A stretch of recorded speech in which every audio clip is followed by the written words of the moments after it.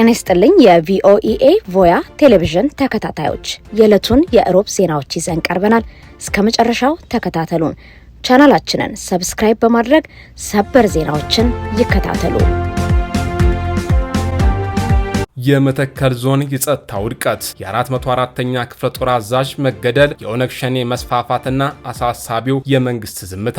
በቤኒሻንጉል ጉሙዝ ክልል በመተከል ዞን በተለይም በወንበራ ደባጤና ቡለን ወረዳዎች እየተካሄደ ያለው የጸጥታ መደፍረስ ከመቼውም ጊዜ በላይ እጅግ አሳሳቢና ውስብስብ ደረጃ ላይ ደርሷል። የንጹሃን ዜጎች ሰቆቃ፣ የወረዳ አመራሮች ግድያ እንዲሁም የከፍተኛ ወታደራዊ መኮንኖች ህይወት ማለፍ የዞኑና የጸጥታ መዋቅሩ ሙሉ በሙሉ ጥያቄ ውስጥ የከተተ ክስተት ሆኗል። ከትላንት ወዲያ በታጠቀው የኦነግ ሸኔ ኃይል የተፈጸመው ድንገተኛና አስደንጋጭ ጥቃት የችግሩን ጥልቀት አጉልቶ አሳይቷል። ከግልገል በለስ ወደ ቡለን ከተማ ሲጓዙ የነበሩት በአካባቢው የሚገኘው የ404ኛ ክፍለ ጦር አዛዥ የሆኑት የኮሎኔል ማዕረግ ያላቸው ከፍተኛ ወታደራዊ መኮንን ቡለን ከተማ መግቢያ አካባቢ ላይ ከተባባሪ ጠባቂዎቻቸው ጋር በተከፈተባቸው የደፈጣ ጥቃት ህይወታቸው አልፏል። ይህ ከፍተኛ ወታደራዊ ኪሳራ በዞኑ የሸመቀው ታጣቂ ኃይል የመረጃ የትጥቅና የሎጂስቲክ አቅሙን ምን ያህል እንዳሳደገ በግልጽ የሚያሳይ ነው። ከወታደራዊ አመራሩ ግድያ ጎን ለጎን በሶስቱ ከተሞች በወንበራ ደባጤና ቡለን ብቻ 22 ንጹሃን ዜጎች በግፍ የተገደሉ ሲሆን የወረዳ አመራሮችም የጥቃቱ ኢላማ ሆነዋል። ታዲያ ቡለን ለምን የኦነግ ሸኔ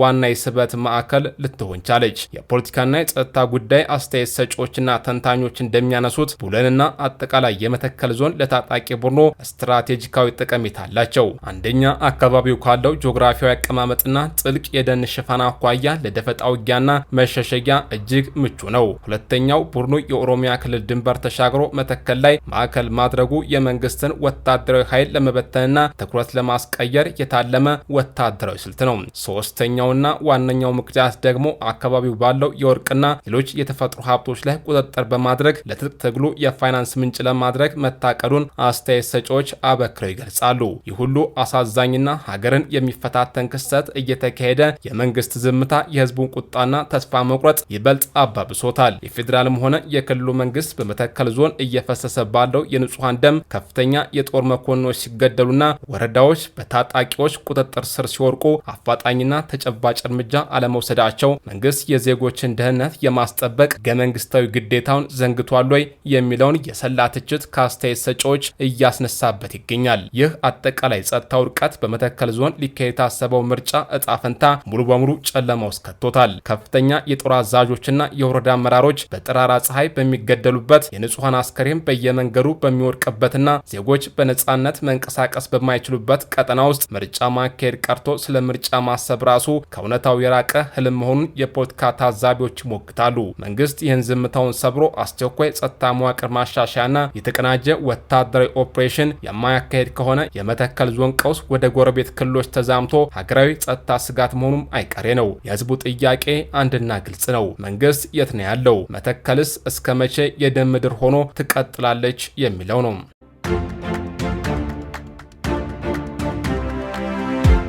የቴዲ አፍሮ የቅርብ ሰዎች ያለምንም ክስና ቃል መቀበል በፌዴራል ፖሊስ ታስረው ማደራቸው ተገለጸ።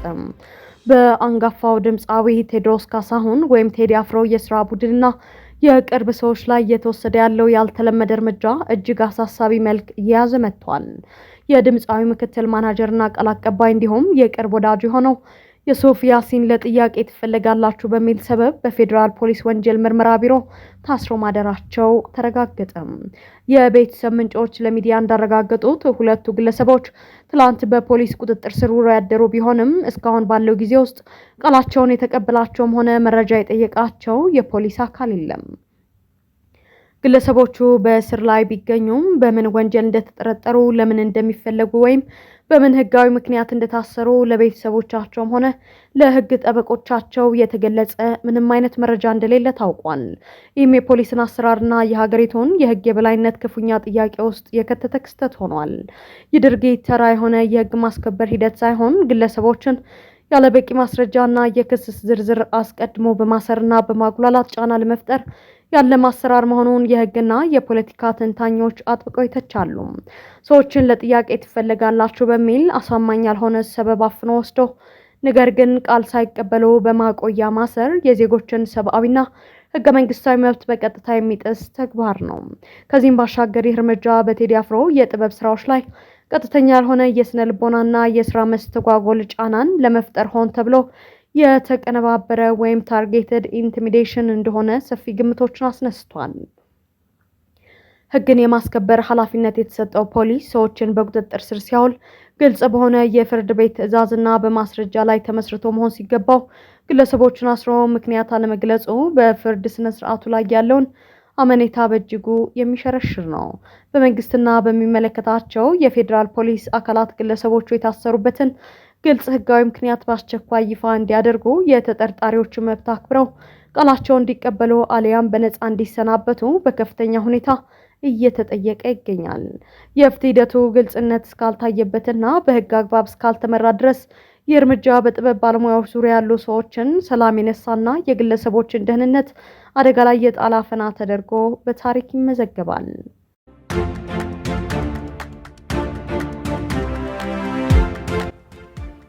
በመንግስት ባንኮች ላይ የተቃጣው ስልታዊ ዘረፋ፣ የካፒታል ሽሽትና የዱባይ ኩባንያዎች ድብቅ ሴራ። በኢትዮጵያ ንግድ ባንክና በልማት ባንክ በኩል የሚሰጡ ግዙፍ የፕሮጀክት ብድሮችን በመጠቀም ጥቂት ባለሀብቶች በዱባይ ካቋቋሟቸው እህት ኩባንያዎች ጋር በመመሳጠር በሀገሪቱ ኢኮኖሚ ላይ ከፍተኛ የሆነ የካፒታል ሽሽትና የውጭ ምንዛሬ ዝርፊያ እየፈጸሙ መሆኑን ተጋለጠ። በተገኘው መረጃና የፋይናንስ ባለሙያዎች ትንታኔ መሰረት ይህ ስልታዊ የኢኮኖሚ አሻጥር የሀገሪቱን የባንክ ስርዓትና የውጭ ምንዛሬ ክምችት ክፉኛ እያደቀቀው ይገኛል። ሀገር በቀል ባለሀብቶቹ የኢንዱስትሪ ማሽነሪዎችን ከቻይና ወይም ከሌሎች ሀገራት ለማስመጣት በሚል የባንክ ብድር ሲጠይቁ በቀጥታ ከአምራቹ ጋር ከመገበያየት ይልቅ ዱባይ ላይ በቤተሰቦቻቸው ወይም በራሳቸው ስም ወደ አቋቋሙት ኩባንያ ትዕዛዙን ያስተላልፋሉ። ለምሳሌ የፋብሪካ ማሽኑ ከቻይና የሚገዛው በ5 ቢሊዮን ብር በውጭ ምንዛሪያቸው ሆኖ ሳለ ዱባይ ያለው የራሳቸው ኩባንያ የ7 ቢሊዮን ብር የተጋነነ የውሸት ፕሮፎርማ ለኢትዮጵያ ባንኮች ያቀርባል። የመንግስት ባንኮች ለዚህ ፕሮፎርማ ይሁንታ ሰጥተው ብድሩን ሲያጸድቁ ባለሀብቶቹ 5 ቢሊዮኑን ለማሽኑ ከፍለው ቀሪውን 2 ቢሊዮን ብር ያለምንም ላብ በዱባይ አካውንታቸው ያስቀራሉ። ይህ አካሄድ ማሽኑ ወደ ሀገር ውስጥ ቢገባም የባንኮቹን የብድር መጠን አላግባብ በማሟጠጥና ባንኮች የማይመለስ ብድር ማጥ ውስጥ እንዲገቡ በማድረግ የህዝብ ገንዘብ ለግለሰቦች ህገወጥ ብልጽግና እንዲውል እያደረገ ነው። ወንጀሉ በብድር ማጭበርበር ብቻ አያበቃም። በእነዚሁ ዱባይ ባሉ የራሳቸው ኩባንያዎች በኩል የገቢና ወጭ ንግድ ከፍተኛ ማጭበርበርን ይፈጽማሉ። የሀገሪቱን ምርቶች ወደ ውጭ ሲልኩ ለዓለም አቀፍ ገበያ በቀጥታ ከመሸጥ ይልቅ ዱባይ ላለው የራሳቸው ድርጅት በዝቅተኛ ዋጋም ይሸጣሉ። ያ ድርጅት ደግሞ ለዓለም ገበያ በትክክለኛው ከፍተኛ ዋጋ በመሸጥ በመሃል ያለውን የዶላር ልዩነት ሀገር ውስጥ ገቢ እንዳይሆን እዛው ያከማቸዋል። በተቃራኒው ወደ ሀገር ውስጥ እቃ ሲያስገቡ የእቃውን ዋጋ አጋነው ለብሔራዊ ባንክ በማቅረብ ሀገሪቱ ያላትን አነስተኛ ዶላር ወደ ራሳቸው ካዝና ያሸሻሉ። ሀገሪቱ በከፍተኛ የውጭ ምንዛሬ እጥረት በምትሰቃይበትና ፋብሪካዎች ግብዓት አጥተው በሚዘጉበት በዚህ ወቅት የድርጊት በኢኮኖሚው ላይ የሚፈጸም ከፍተኛ ክህደት መሆኑን የኢኮኖሚ ተንታኞች ይገልጻሉ። የፋይናንስና ደህንነት መረጃ ማዕከል ይህንን የካፒታል ሽሽትና የገንዘብ ማሻሻያ ወንጀል ደርሶበት ክትትል እያደረገበት መሆኑ የተገለጸ ቢሆንም የድርጊቱ ስፋትና ለረጅም ጊዜ መቆየት ግን የብሔራዊ ባንክና የጉምሩክ ኮሚሽን የቁጥጥር ደካማነትን ቁልጭ አድርጎ የሚያሳይ ነው። ከዚህም ባሻገር እንዲህ አይነት ውስብስብ የፋይናንስ ወንጀል ያለ ውስጥ አዋቂ የባንክ አመራሮችና የብድር ገምጋሚዎች ትብብር ሊፈጸም አይችልም። ለሀገር ልማትና ለስራ ፈጠራ መዋል በነበረበት ቢሊዮኖች የሚቆጠር የህዝብ ሀብት በዘመድ ትስስር በተቋሙ የዱባይ የአየር ላይ ኩባንያዎች እየተመነዘረ መሆኑ መንግስት የፋይናንስ ሴክተሩ በጥብቅ ሊፈትሽና አጥፊዎችን ከነተባባሪዎቻቸው ለህግ ሊያቀርብ እንደሚገባው የሚያስጠነቅቅ ወቅታዊና አሳሳቢ ጉዳይ ነው።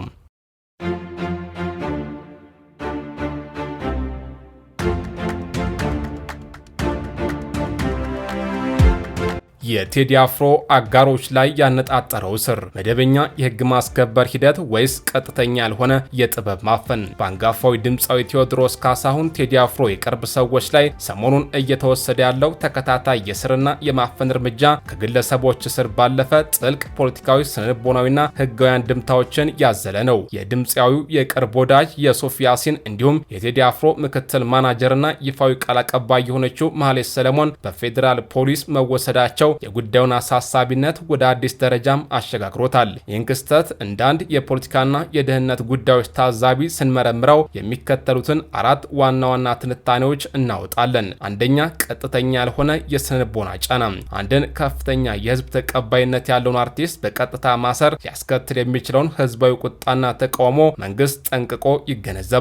በመሆኑም አርቲስቱን በቀጥታ ከመንካት ይልቅ በዙሪያው ያሉትና ስራውን የሚያቀላጥፉትን ቁልፍ ሰዎች መንጠቅ የተመረጠ ስልት ይመስላል። ማህሌትና ኢየሱፍን ማሰር በቴዲ አፍሮ ላይ ከባድ የስነልቦና ጫና ለመፍጠር እንዲሁም የዕለት ተዕለት የስራ እንቅስቃሴውን ለማሽመድመድ ሆን ተብሎ የተቀመረ የማስፈራራት ስልት መሆኑን ያሳያል። ሁለተኛ፣ አዲሱን አልበም የማክሸፍ ስልታዊ እርምጃ። ማህሌት ሰለሞን በአርቲስቱ የስራ ማኔጅመንት ውስጥ በተለይም የህዝብ ግንኙነትና ይፋዊ መግለጫዎችን በማስተባበር ረገድ የጀርባ አጥንት ነች። ቴዲ አፍሮ አዲስ አልበም አውጥቶ ሰፊ የፕሮሞሽንና ሌሎች ተያያዥ ስራዎችን በሚጠብቁበት በዚህ ወሳኝ ወቅት ላይ ማናጀሯን ማሰር የአልበሙን ስኬትና ቀጣይ የጥበብ እንቅስቃሴዎችን ለማስተጓጎል የተደረገ ኢላማ ያደረገም ጥቃት ተደርጎ ይወሰዳል። ሶስተኛ፣ የዲፕሎማሲያዊና የሰብአዊ መብት አንድምታ። እጅግ አሳሳቢው ሌላኛው ጉዳይ የማህሌት ሰለሞን የዜግነት ጉዳይ ነው። ማህሌት የኦስትሪያ ዜግነት ያላት መሆኑ ጉዳዩን ከሀገር ውስጥ የጥበብ ማፈን አልፎ ዓለም አቀፋዊ ገጽታ እንዲላበስ ያደርገዋል። የውጭ ሀገር ዜጋን ያለ ግልጽ የህግ አግባብና ክስ በኃይል ማፈን የቬና ስምምነትን ጨምሮ ዓለም አቀፋዊ ዲፕሎማሲያዊ ህጎችን የሚጻረር ነው። ይህ ሁኔታ የኢትዮጵያ መንግስት ከዓለም አቀፉ ማህበረሰብ ጋር ያለውን የሰብአዊ መብት አያያዝ ሪካርድ ይበልጥ ሊያበላሸው ስለሚችል አደገኛ እርምጃ ነው። አራተኛ፣ የህግ የበላይነትና የፖለቲካ ምህዳሩ መጥበብ። 6 በሚሆኑ የፌዴራል ፖሊስ አባላት በሆቴል ውስጥ የተወሰደችው ማህሌት እስካሁን የት እንዳለችም ሆነ የታሰረችበት ምክንያት በይፋ ለመገለጹ በሀገሪቱ ውስጥ የህግ የበላይነት ምን ያህል አደጋ ላይ እንደወደቀ ማሳያ ነው። ፖሊስ ግልጽ በሆነ የፍርድ ቤት ትዕዛዝና በተጨባጭ ክስ ሰዎችን በቁጥጥር ስር መዋል ሲገባው ከመደበኛው አሰራር ባፈነገጠ መልኩ ሰዎችን ማሰሩ በማህበረሰብ ውስጥ ፍርሃትን ለመንዛት የሚደረግ ጥረት መሆኑን ያመለክታል። ይህ በቴዲ አፍሮ የስራ ቡድን ላይ የተከፈተው የእስር ዘመቻ ከመደበኛ የህግ ማስከበር ሂደት የዘለለ ሆኖም እናገኘዋለን። ይልቁንም የተለየ ሀሳብ ያላቸው ወይም ከመንግስት መስመር ውጭ የሆኑ ተጽዕኖ ፈጣሪ ግለሰቦችን ለማዳከም የሚደረግ የተቀናጀ የፖለቲካ እርምጃ ነው። መንግስት እነዚህን ግለሰቦች ያሰረበትን ህጋዊ ምክንያት በአስቸኳይ ይፋ ካላደረገና ወደ ፍትህ አደባባይ ካላወጣ ድርጊቱ በጥበብ ነጻነት፣ በህግ የበላይነትና በዜጎች ሰብአዊ መብት ላይ የተፈጸመ ከባድ ጥሰት ሆኖ በታሪክ ይመዘገባል።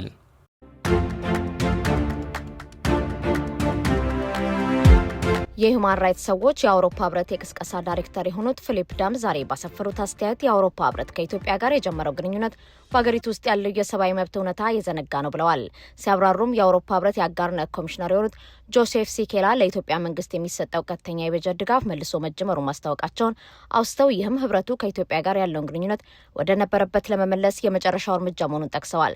ሲቀጥሉም ይህ እርምጃ የመጣው በኢትዮጵያ ውስጥ የሰብአዊ መብት ጥሰቱ በተባባሰበት በአገሪቱ ብሔራዊ ምርጫ ሊደረግ ጥቂት ጊዜያት በቀሩት ወቅት ነው ያሉት ዳይሬክተሩ የአውሮፓ ህብረት ለኢትዮጵያ መንግስት የበጀት ድጋፉን ያቋረጠው እንደ አውሮፓውያን አቆጣጠር በ2020 የትግራይ ጦርነት የተነሳ ጊዜ መሆኑን ገልጸዋል።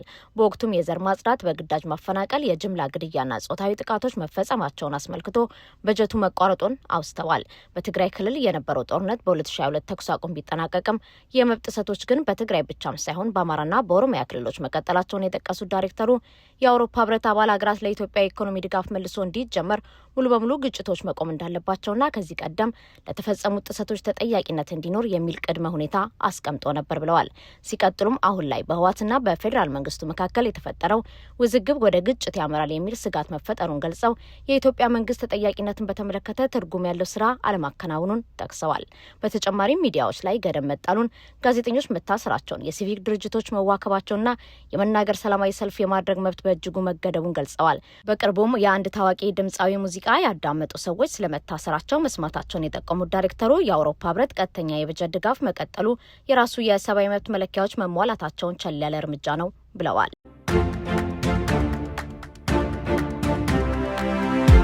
የትግራይ ህዝብ ተወያይቶ ከስልጣን እንዲወርድ ከነገረኝ እወርዳለሁ፣ ነገር ግን በኃይል እኔን ማንም ቡድን ወይም ግለሰብ ሊያወርደኝ አይችልም ሲሉ ሌተናል ጀነራል ታደሰ ወረደ ተናገሩ። የትግራይ ክልል ጊዜያዊ ፕሬዝዳንት ሌተናል ጀነራል ታደሰ ወረደ ትናንት ለጋዜጠኞች መግለጫ የሰጡ ሲሆን ቃለምልልሳቸው በህወሓት ሚዲያዎች ተዛብቶ መቅረቡን ገልጸዋል። በመሆኑም ይህንን ለማስተካከል ዛሬ ላዛ ትግርኛ ላንዳ ሪፖርት ከተባሉ 2 ሚዲያዎች ጋር ቃለምልልስ አድርገዋል። አድርገዋል። በዚህ ቃለ ምልልሳቸው እንደገለጹት በህወሓት ሚዲያዎች ስልጣኔን እለቃለሁና የአክሱሙን የህወሓትን ውሳኔ አከብራለሁ በሚል የተናገሩት ተዛብቶ መሰራጨቱን አስረድተዋል። ሲያብራሩም የትግራይ ህዝብ ተወያይቶ ከስልጣን እንዲወርድ ከነገረኝ እወርዳለሁ፣ ነገር ግን በኃይል እኔን ማንም ቡድን ወይም ግለሰብ ሊያወርደኝ አይችልም ያሉት ሌተናል ጄኔራል ታደሰ ስልጣናቸውን በጩኸትና በደቦ እንደማይለቁ አስታውቀዋል። በጊዜያዊ መንግስቱ ላይ መፈንቅለ መንግስት ለማድረግ ማሰብና መተግበር ለትግራይ ህዝብ የማይመጠን መሆኑንም አስረድተዋል። በአሁኑ ወቅት የጊዜያዊ አስተዳደሩ መዋቅር በስራ ላይ እንደሚገኝና ዕለታዊ የመንግስት ስራዎችን እያከናወነ እንደሚገኝ ያስታወቁት ጄኔራሉ የህወሓትን ውሳኔ በተመለከተ ደግሞ የህወሓትን ውሳኔ አከብራለሁ ያልኩት የአመለካከት ልዩነት መከበር ስላለበት ነው። የህወሓት ማዕከላዊ ኮሚቴ ውሳኔ የራሱ ነው ብለዋል። ሲቀጥሉም የህወሓት ውሳኔ አደገኛ ነው፣ ነባሩ መንግስት ይመለስ የሚለው ውሳኔ ግጭትንና ጥፋትን የሚጋብዝ ነው ሲሉ በዛሬው ቃለ ምልልሳቸው አስታውቀዋል።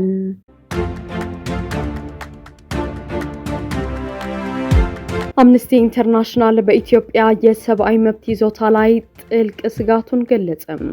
አምነስቲ ኢንተርናሽናል ባወጣው ዓለም አቀፍ ሪፖርት በኢትዮጵያ ውስጥ የሚታዩ አስገዳጅ መፈናቀሎችን፣ የሲቪክ ምህዳር መጥበቡንና ባለፉት ጊዜያት ለተፈጸሙ የሰብአዊ መብት ጥሰቶች የተጠያቂነት እጦትን በማንሳት ከፍተኛ ስጋቱን አጋለጠ።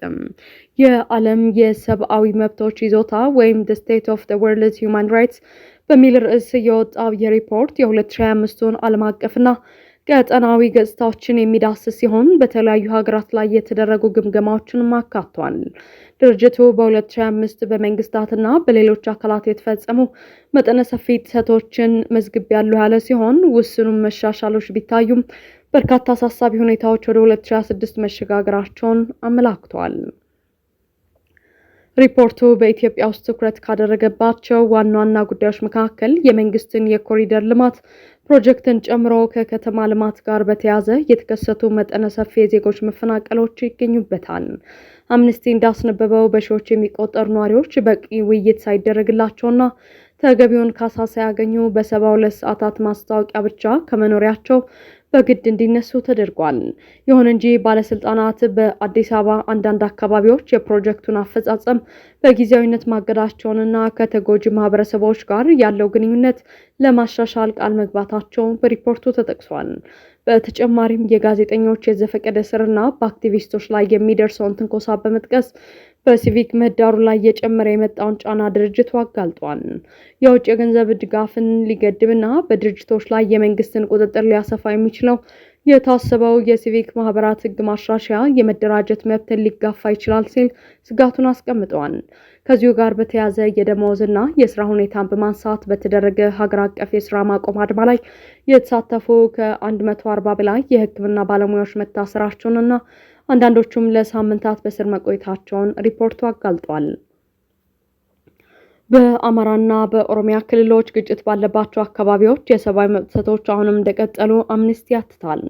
የሽግግር ፍትህ ሂደቱ ይፋ ከተደረገ ከ3 ዓመታት ገደማ በኋላም አሁንም መጓተቱ እንዲሁም በትግራይ ግጭት ወቅት ለተፈጸሙ ወንጀሎች ተጠያቂነትን በማስፈን ረገድ ትርጉም ያለው እርምጃ አለመወሰዱ ተብራርቷል። ሴቶችና ልጃገረዶች አሁንም ጾታዊና ከግጭት ጋር የተያዙ ጥቃቶች ሰለባ መሆናቸውና ለፍትህ ያላቸው ተደራሽነት ውስን መሆኑ ተገልጿል።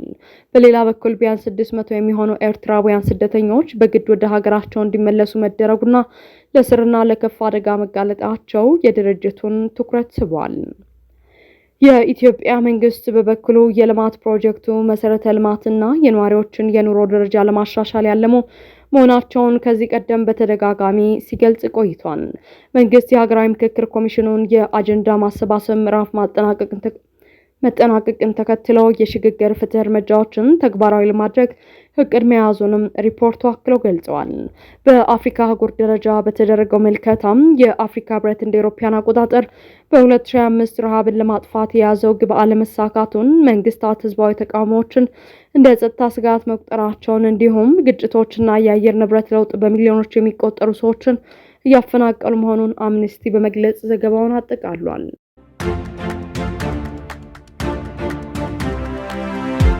የዩክሬኑ ፕሬዝዳንት ዘለንስኪ ቱርክ ጣልቃ ገብታ እንድትሸመግል ጥሪ ማቅረባቸው ተገለጸ።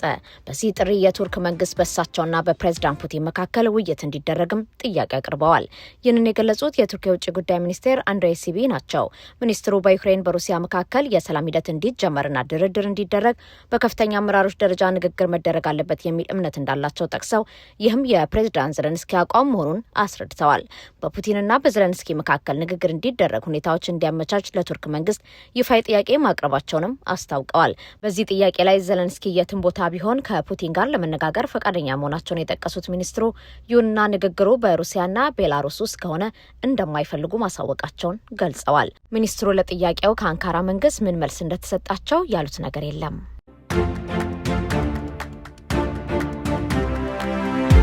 በዛሬው ዕለት በመቀሌ በሚገኘው የሰማዕታት ሐውልት አዳራሽ ህወሓት ስብሰባ የጠራቸው በ2012 ዓ.ም በተደረገው አወዛጋቢ ምርጫ የዞን የወረዳና የከተማ አመራር የሆኑትን ነው። ስብሰባውን የመሩት የህወሓት ሊቀመንበር ዶክተር ደብረጽዮን ገብረ ሚካኤል ሲሆኑ አብረዋቸው ምክትል ሊቀመንበሩ አቶ አማኑኤል አሰፋና የጽህፈት ቤት ኃላፊ የሆኑት ወይዘሮ ፈትለወርቅ ገብረ እግዚአብሔርም ታይተዋል። ህዝባዊ መንግስት ለትግላችን በሚል ርዕስ እየተከናወነ ያለው የስብሰባ በቅርቡ የህወሓት ማዕከላዊ ኮሚቴ ያጸደቀውን ውሳኔ የሚያብራራ ነው ሲል የህወሓት ልሳን የሆነው ወይን ዘግቧል። ይህ የዛሬው ስብሰባ በህወሓትና በጊዜያዊ አስተዳደሩ መካከል ልዩነት እየሰፋ መምጣቱን የሚያሳይ ነው።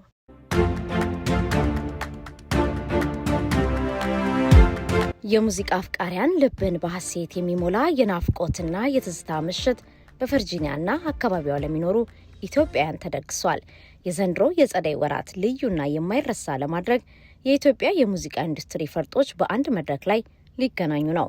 በዚህ ልዩና ታሪካዊ ምሽት ላይ በለስላሳና ልብ ሰርገው በሚገቡ ዜማዎቿ የምትታወቀው የትዝታዋ ንግስት ኩኩ ሰብስቤ በመድረክ ላይ ባለው ልዩ ንቃትና ተወዳጅ ስራዎቹ የማይሰለቸው ዳዊት መለሰ እንዲሁም በዘመናዊ አቀራረቧና በመድረክ ላይ ባላት አስገራሚ የዳንስ ብቃት ታዳሚውን የምታስነሳው አቢላቀው በአንድ ላይ ተጣምረው ምሽቱን በሙዚቃ ሊያነግሱት ዝግጅታቸውን አጠናቀዋል። እነዚህ ሶስት ከዋክብት በአንድ መድረክ ሲገናኙ የሚኖረውን ድባብ መገመት አያዳግትም። ድግሱ በዚህ ብቻ አያበቃም። የሙዚቃውን ምትና የባንዱን ድባብ በከፍተኛ ደረጃ ለማድረስ ዝነኛው ራስ ባንድ መድረኩን ይቆጣጠራል። በተጨማሪ ድምፃዊት ዮሐና፣ አርቲስት ፍጹም እንዲሁም ምሽቱን በዳንስ ሙዚቃዎች እያጀበ የሚያስጨፍረው ዲጄ ሎዳ የዝግጅቱ አካል በመሆን ታዳሚውን በእልልታና በጭፈራ ሊያዘልሉት ቀጠሮ ይዘዋል። ይህ አጓጊና ያማረ የሙዚቃ ምሽት አርብ ኤፕሪል 24 ቀን 2026 ይካሄዳል። ዝግጅቱ የተሰናዳው በስፕሪንግፊልድ ቨርጂኒያ በሚገኘው እጅግ ዘመናዊና ሰፊ በሆነው ዋተርፎርድ ኢቨንት ሴንተር ዋተርፎርድ ኢቨንት ሴንተር 6715 ኮሜርስ ስትሪት ስፕሪንግፊልድ ቨርጂኒያ 22150 ውስጥ ነው። የዝግጅቱ በሮች ከምሽቱ 3 ሰዓት 9 ፒኤም ጀምሮ ክፍት የሚሆኑ ሲሆን የመግቢያ ዋጋ $80 ሆኖ ተቆርጧል። ከወዲሁ ከፍተኛ ጉጉት የፈጠረው የሙዚቃ ድግስ ቦታ ሳይሞላ ለበለጠ መረጃና የቪአይፒ ጠረጴዛ ለማስያዝ በስልክ ቁጥር 703 855 9422 በመደወል ቦታውን ያረጋግጡ። ይህ የኩኩ የዳዊትና የአቢላቀው የጋራ መድረክ በፍጹም ሊያመልጦ የማይገባ የዓመቱ ምርጥ የሙዚቃ ምሽት እንደሚሆን ይጠበቃል።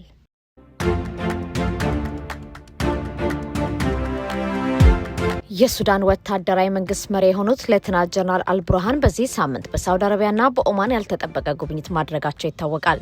ይህ ጉብኝት የመጣው በበርሊን የተከናወነው የሱዳን ዓለም አቀፍ ኮንፈረንስ ተከትሎ ነው። የጀነራል አልቡርሃን መንግስት ኮንፈረንሱን ሉዓላዊነትን የሚዳፈር ነው በማለት ያጣጣለው ቢሆንም ሱዳን ትሪቢዩን እንደዘገበው ግን ግብጽና ሳውዲ አረቢያ የኮንፈረንሱን ውሳኔ እንዲቀበሉ በአልቡርሃን ላይ ጫና ማድረግ ጀምረዋል። አልቡርሃን በሳውዲ ቆይታቸውም ከመሐመድ ቢን ሳልመን በኮንፈረንሱ ላይ የተነሱት ነጥቦች እንዲቀበሉ የተነገራቸው መሆኑን ዘገባው አስረድቷል።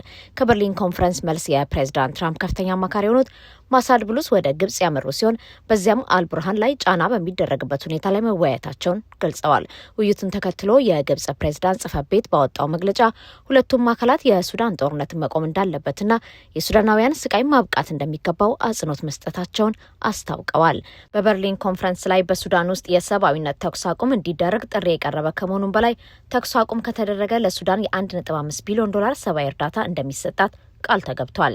በሌላ በኩል ሳውዲ አረቢያ ከፓኪስታን በ1.5 ቢሊዮን ዶላር ጦር መሳሪያ ገዝታ ለሱዳን ለመስጠት የፈጸመችውን ስምምነት መሰረዟን መዘገቡ አይዘነጋም። አልቡርሃን በእነዚህ ሁኔታዎች የተነሳ ጦርነቱን እንዲያቆም የሚል ጫና እንደበረታባቸው ዘገባው አስረድቷል።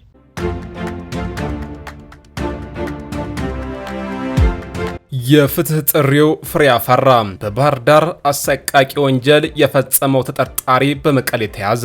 ባለፈው ሳምንት በባህር ዳር ከተማ የተፈጸመውን አሰቃቂ ግድያ ወንጀል ተከትሎ በከፍተኛ ሁኔታ ሲፈለግ የነበረው ተጠርጣሪ ኢንስፔክተር ያምራል አለበል አለሙ በመቀሌ ከተማ በቁጥጥር ስር መዋሉ ተረጋግጧል። ይህ በህዝብ ዘንድ ከፍተኛ ቁጣን ቀስቅሶ የሰነበተው ጉዳይ በጸጥታ አካላት የተቀናጀ ጥረትና በክልሎች መካከል በተደረገ የህግ ማስከበር ትብብር ለውጤት በቅቷል። የወንጀል ድርጊቱ የተፈጸመው ሚያዝያ 6 ቀን 2018 ዓ.ም በባህር ዳር ከተማ ቀበሌ 06 ውስጥ ነው። ማህሌት ማሩ የተባለችውና መኳንንት ስለሺ በተባለ ሆቴል ተቀጥራ ስራ የነበረችው ወጣት የአማራ ክልል አድማ ብተና አባል ነው በተባለው ኢንስፔክተር ያምራል አለበልና ግብረ አበሮቹ ከስራ ቦታዋ በግድ ታፍና መወሰዷ ይታወሳል። ተጠርጣሪው ወጣቷን ወደ ሌላ ሆቴል በመውሰድ ካሰቃያትና አስገድዶ ከደፈራት በኋላ በሆቴል ውስጥ የግድያ ወንጀል ፈጽሞ መሰወሩን የዓይን እማኞችና ጓደኞቿ በማህበራዊ ሚዲያ ሲያጋሩ ከርመዋል። ይህ ድርጊት በተለይ ወንጀሉ የተፈጸመው ጥበቃና ደህንነትን ሊያስከብር በሚገባው የጸጥታ አባል መሆኑ ጉዳዩን ይበልጥ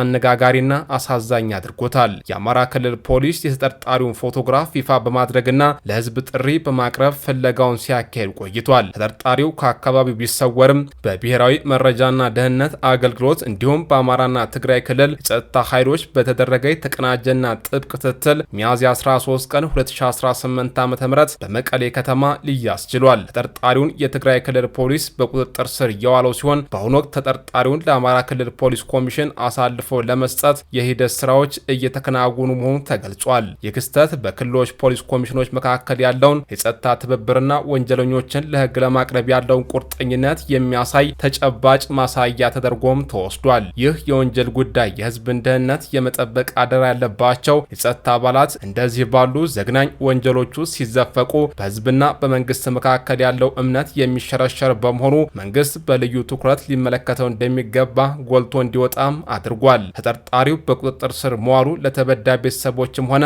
ለህዝብ የፍትህ ተስፋን የሰጠ እርምጃ ቢሆንም የህዝብ ተሳትፎና የማህበራዊ ሚዲያው ሚና ግን ቀላል አልነበረም። የወጣቷ ጓደኞችና የአካባቢው ማህበረሰብ ወንጀሉን ፊት ለፊት በማጋለጥና ተጠርጣሪው እንዲፈለግ በማድረግ ረገድ ከፍተኛ አስተዋጽኦን አበርክተዋል። ይህም ፍትህ ለሁሉም የሚለው መርህ እንዲሰፍን የህዝብ ንቃት ምን ያህል ወሳኝ እንደሆነ በግልጽ አስመስክሯል። በአጠቃላይ ተጠርጣሪው ኢንስፔክተር ያምራል አለበል አለሙ ለፍርድ መቅረቡ ለተገደለችው ወጣት ማህሌት ማሩ ፍትህን ለማግኘት የመጀመሪያው እርምጃ ሲሆን ህዝቡም ሂደቱን በንቃት እየተከታተለ ይገኛል። መንግስት መሰል ድርጊቶች በጸጥታ አባላት ውስጥ እንዳይደገሙ ጥብቅ የዲሲፕሊን የክትትል ስርዓት ሊዘረጋ እንደሚገባም ተንታኞች አጥብቀው ያሳስባሉ።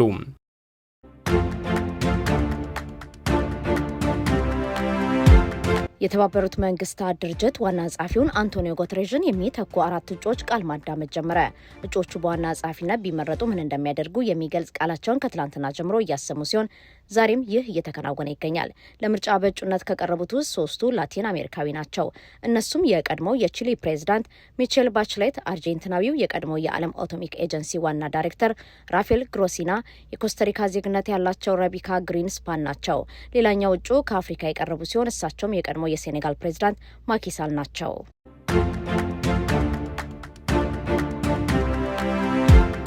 በእነ አርቲስት ሰራዊት ፍቅሬ የፌንቴክ ማጭበርበር መዝገብ ፍርድ ቤት ለፖሊስ የመጨረሻ የ7 ቀናት ገደብ ሰጠ።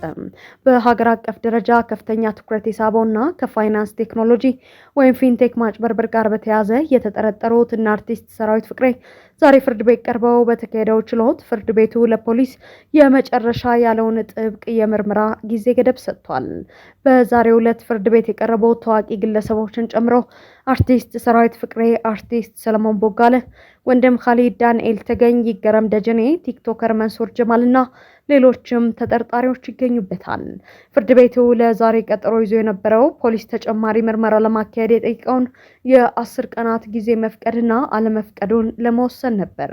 በዛሬው የፍርድ ቤት ውሎ ላይ አነጋጋሪና የህግ ስነ ስርዓት ጥያቄን ያስነሳው ጉዳይ ፍርድ ቤቱ ከተያዘለት መደበኛ የሰዓት ቀጠሮ ቀደም ብሎ ውሳኔውን ማሳለፉን ነው። ብይኑን ለማንበብ ብቻ የነበረ ቢሆንም አንዳንድ የተጠርጣሪ ጠበቃዎች ፍርድ ቤት ሳይደርሱና መብታቸውን ለማስከበር በቦታው ሳይገኙ ውሳኔው መነበቡ ያልተለመደ ክስተት ሆኖ አልፏል። በዚህም መሰረት ዳኛው ፖሊስ የጠየቀውን የ10 ቀናት ጥያቄ በመቀነስ ተጨማሪ 7 ቀናት ብቻ ፈቅዷል። ፍርድ ቤቱ ይህን ጊዜ መጨረሻ መሆኑን በማስመር ፖሊስ በተሰጠው 7 ቀናት ውስጥ ቀሪ ጉዳዮችን አጠናቆ መዝገቡን ለአቃቤ ሕግ እንዲያስረክብ ጥብቅ ማስጠንቀቂያና ማሳሰቢያ ሰጥቷል። ፖሊስ የምርመራ ጊዜ ማራዘሚያ የጠየቀበት ምክንያት ለችሎቱ ሲያስረዳ የወንጀል ድርጊቱ እጅግ ውስብስብ መሆኑን በዋናነት አንስቷል። በተጨማሪም የተጨበረበረው የገንዘብ መጠን ከፍተኛ መሆኑ እንዲሁም የተጎጂዎች ቁጥር በየጊዜው መበራከት ተጨማሪ የምርመራ ጊዜ እንዳስፈልገው አብራርቷል። ይህ የፖሊስ መከራከሪያ የጉዳዩን ስፋት ቢያሳይም ፍርድ ቤቱ ግን ማለቂያ ለሌለው የምርመራ ጊዜ በሩን ዝግ አድርጓል። የጉዳዩን ማህበራዊና ኢኮኖሚያዊ አሳሳቢነት በሚያሳይ መልኩ በርካታ ቁጥር ያላቸው የፋይናንስ ቴክኖሎጂ ወይም ፊንቴክ ተበዳዮች ዛሬ ከችሎት ውጭ ተገኝተው የነበረ ሲሆን የህዝቡ ቁጥር እጅግ ከፍተኛ መሆኑን ዘጋቢያችን አረጋግጧል። በሌላ በኩል ተጠርጣሪዎቹ እነ ሰራዊት ፍቅሬ በስር ላይ ከ1 ወር በላይ ያስቆጠሩ ሲሆን የፍትህ ስርዓቱ አፋጣኝ ምላሽ እንዲሰጥ ጫናው በፖሊስ ላይ አርፏል። አሁን ባለው የህግ አግባብ ከ7 ቀናት በኋላ ፖሊስ ምርመራውን አጠናቆ ለአቃቤ ሕግ መላክ ካልቻለ ፍርድ ቤቱ ተጠርጣሪዎቹን ሊያሰናብታቸው ወይም በዋስትና ሊለቃቸው የሚችልበት እድል ሰፊ መሆኑ ተጠቁሟል።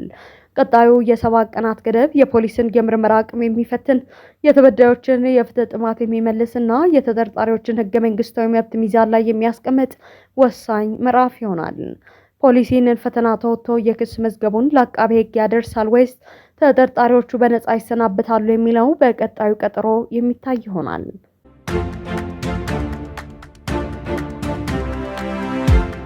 በመካከለኛው ምስራቅ የአሜሪካ ጦር ቆይታና የኢራን የማዕቀብ ይነሳልኝ ጥያቄ የስህተት ስሌት ስጋት የአሜሪካ መንግስት የሆርሙዝ ስትሬትን ከኢራን ቁጥጥር ነፃ ለማውጣት በመካከለኛው ምስራቅ ያሰፈረው ጦር ወጪ አሜሪካን ለረጅም ጊዜ በስፍራው ከመቆየት የሚያግዳት እንዳልሆነ የቀድሞው የአሜሪካ ጦር ጀነራል ማርክ ኪሚት ገለጹ። ጀነራሉ ለአልጀዚራ እንደተናገሩት ከተጨመረው ተጨማሪ የጦር መርከብ ወይም ኤርክራፍት ካሪየር ውጪ አሁን ያለው የጦር ሰራዊት ስምሪት መካከለኛ የሚባል ነው። አሜሪካ በአብዛኛው ወደ 40 ሺህ የሚጠጉ ወታደሮችንና 1 ወይም 2 የጦር መርከቦችን በቀጠናው እንደምታሰፍር ያነሱት ጀነራሉ የኦፕሬሽኑ ተጨማሪ ወጪ ጦሩ በስፍራው ለረጅም ጊዜ እንዳይቆይ የሚያደርገው አይደለም ብለዋል። ይሁን እንጂ ጀነራል ኪሜቲ በባህር ዳርቻው አካባቢ ባለው ወታደራዊ ኃይል ላይ ያለው አደጋ አሁንም ከፍተኛ መሆኑን አስጠንቅቀዋል። ሁሉም ሰው የሚፈራው የተሳሳተ ስሌት ወይም ሚስካልኩሌሽን ነው ያሉት ጀነራሉ ለምሳሌ አንድ የኢራን አብዮታዊ ዘብ ወይም IRGC የጀልባ አዛዥ ከባንደር አባስ ተነስቶ በአሜሪካ መርከብ ላይ ጥቃት ለመሰንዘር ሊወስን ይችላል። ይህ ሁላችንም ልንጠነቀቅበት የሚገባ የስህተት ስሌት ነው ሲሉ ስጋታቸውን አጋርተዋል። በሌላ በኩል የኢራንን አቋም በተመለከተ በዶሃ የድህረ ምረቃ ጥናት ተቋም የዓለም አቀፍ ፖለቲካና የጸጥታ ጉዳዮች ረዳት ፕሮፌሰር የሆኑት ሙሐመድ ሰሎም እንዳብራሩት ኢራን ጦርነቱን ለህዝቧ እንደ ድል ልታቀርበው በምትችልበት ስምምነት ማጠናቀቅ ትፈልጋለች።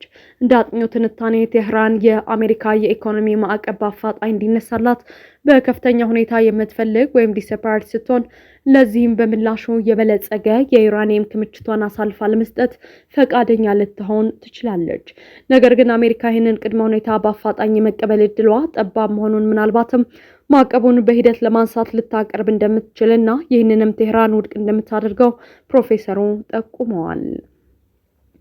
ረዳት ፕሮፌሰር ሰሎም አክለውም በአሁኑ ሰዓት በኢራን ውስጥ ያለው የውሳኔ ሰጭነት ሚና ሙሉ በሙሉ በኢራን አብዮታዊ ዘብ ወይም IRGC እጅ መውደቁን ገልጸዋል። በዚህ ወሳኝ ወቅት የሀገሪቱ ፕሬዝዳንት ማሱድ ፔዜሽኪያን እና የውጭ ጉዳይ ሚኒስትሩ አባስ አራግቺ ሚናቸው ዝቅተኛ ወይም ሰብኦርዲኔት ሆኖ በመገኘቱ የሰላም ድርድሩን ሂደት ይበልጥ ውስብስብ ያደርገዋል ብለዋል።